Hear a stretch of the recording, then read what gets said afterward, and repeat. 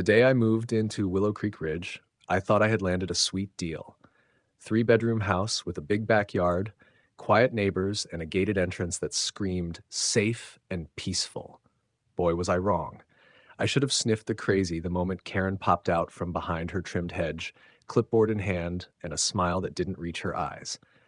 "We don't like surprises here," she said, eyeing my U-Haul like it was leaking radiation. I laughed it off, thinking she was quirky. That laugh, it aged like expired milk. Welcome to Prodigy Tales. Make sure you like and subscribe for your top-notch HOA drama. Karen introduced herself as the acting president of the HOA, which, from what I later gathered, was a fancy way of saying neighborhood tyrant with a god complex. She gave me a 5-page welcome packet that read more like a manifesto. No visible trash cans, lawn must be mowed every Thursday, no vehicles in the driveway after 10 p.m., and apparently flamingo lawn decor was an act of war. "We value order," she added, staring directly at my Mustang, which she called urban disruption on wheels. Over the next few days, I kept my head down. I unpacked, set up my home office, even trimmed the hedges I didn't plant. Still, Karen kept showing up, first to check the mailbox height, then to scold me for hanging wind chimes. The sound travels. It's intrusive. You'd think I brought in a marching band. Then came the welcome basket. A knock on the door and Karen was back, holding a wicker basket with stale cookies and a pamphlet on HOA harmony. The way she handed it to me, you'd think she was offering poison. "Just so you know, we take community trust very seriously here."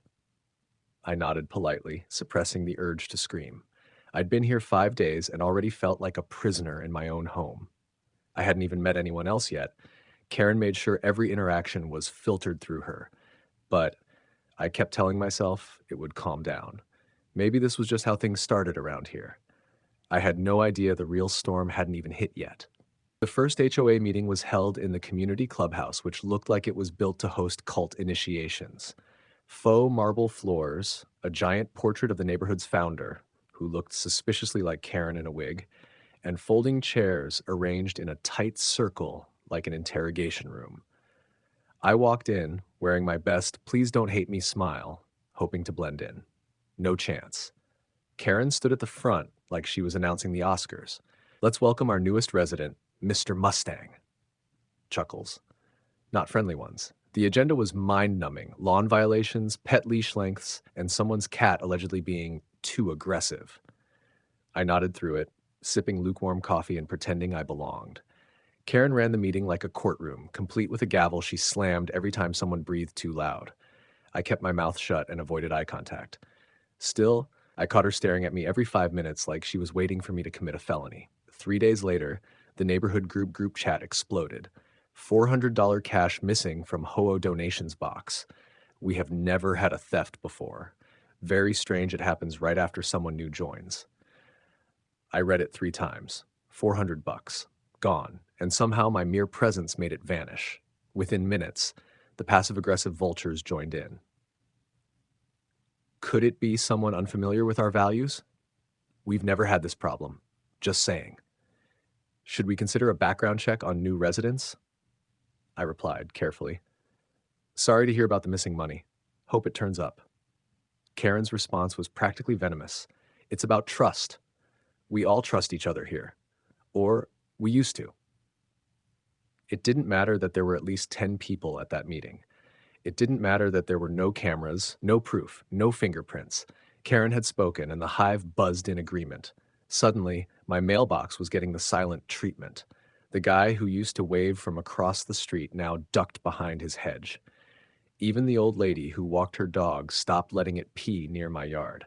The theft wasn't just about the money, it was about control. Karen was spinning a story, and I was being cast as the villain before I even knew there was a play. I didn't steal a single dime, not a nickel, not a button, not even a dumb HOA sticker. But trying to explain that in Karen's courtroom of a community felt like screaming into a hurricane. The morning after the accusations hit peak wildfire, Karen marched up to my front door, flanked by Barb and Doug like some twisted HOA Avengers. She didn't knock. She rang the bell 15 times like she was ordering an exorcism. When I opened the door, she was already mid-sentence. "Just wanted to give you a chance to return the money privately before things escalate." I blinked. "Excuse me? Doug folded his arms. Barb looked like she was sniffing for guilt. Karen kept going. We're a forgiving community. Just admit it, drop it back in the box, and we can pretend it never happened. Oh, is that how it works now? I asked, stepping onto my porch. Accuse someone with zero proof and then offer them a way out like you're running a mob racket? That's when things got loud. Karen started raising her voice about community ethics and gut instincts. I shut her down fast. If you have actual proof, take it to the police. Otherwise, get off my property. She turned red, like toaster-level, beet-boiled red, and stormed off, muttering something about dangerous people and ruining harmony. The next hour, a flyer showed up in every mailbox titled, "Safety Alert, Know Your Neighbors." It didn't name me directly, but the wording might as well have screamed, "Shh, it's the guy with the Mustang."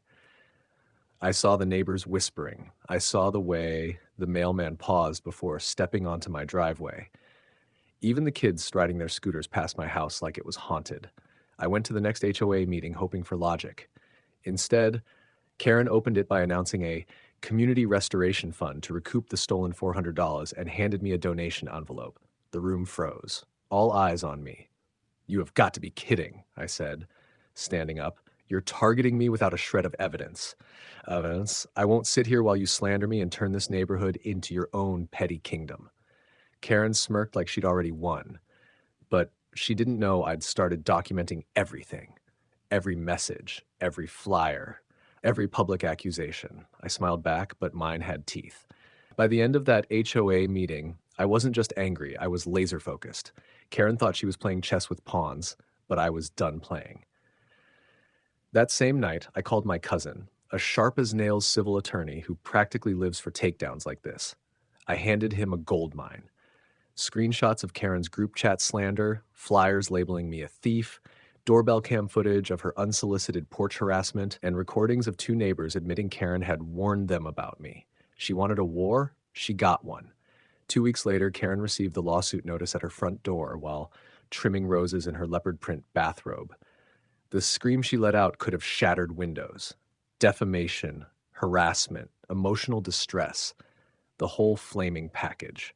She tried to act unfazed, claiming it was a frivolous attack on community values, but the smug started peeling off her face the minute the court date got stamped. Courtroom day was a circus. She showed up in a beige power suit like she was starring in a courtroom drama. I came with my cousin and a folder labeled Karen's Greatest Hits in bold red ink. Her defense? I felt it in my gut. The judge blinked. You accused someone publicly, spread damaging rumors, and printed flyers based on a feeling? Karen doubled down. There was $400 missing, and he was new. That's never happened before. The judge leaned forward. And yet you never filed a police report. You never searched the premises. You provided no evidence, only suspicion. That's not justice. That's malice. Karen started stuttering. I was trying to protect. The gavel slammed. Verdict. Guilty of defamation. Damages? $30,000 payable to me, plus an official written apology to be circulated in the same group chat and flyers where she'd slandered me. Her jaw hit the floor so hard I thought it cracked the tile. The courtroom buzzed. Even Barb and Doug didn't know where to look. Karen looked like she'd swallowed a cactus dipped in lemon juice. The judge dismissed the case, but not before adding, "This is a neighborhood, not a dictatorship. Learn the difference." Outside the courthouse, I smiled as a local news crew pulled up for a story about HOA abuse. Karen shoved past them, her hair flying, and screeched into her SUV. The reporter turned to me. "Any comment?" "Yeah," I said. "Don't mess with the new guy." The end. Please like and subscribe for more HOA showdowns like this. Do you think Karen got what she deserved? Comment below.